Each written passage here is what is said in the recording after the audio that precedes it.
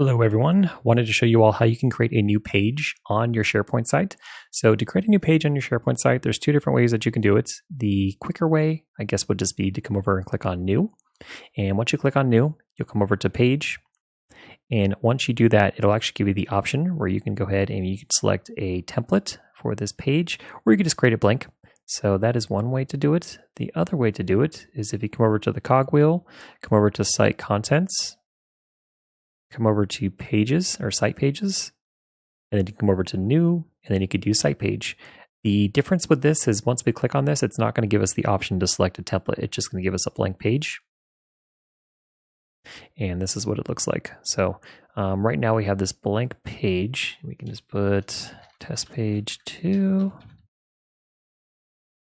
Okay, and that's the title of our page now, test page 2. And then just like we did on the home page, we can go in and we can make any changes to adding different web parts.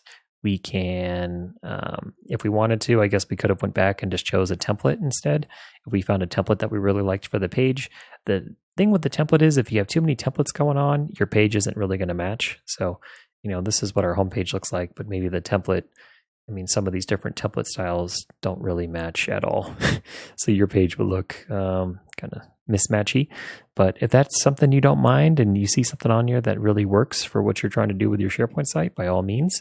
But once you have that in place, if you don't have it added to your navigation, you can just come back over to Site Contents and then come over to Site Pages. And then you can come back to that new page that you made and continue to make changes to it.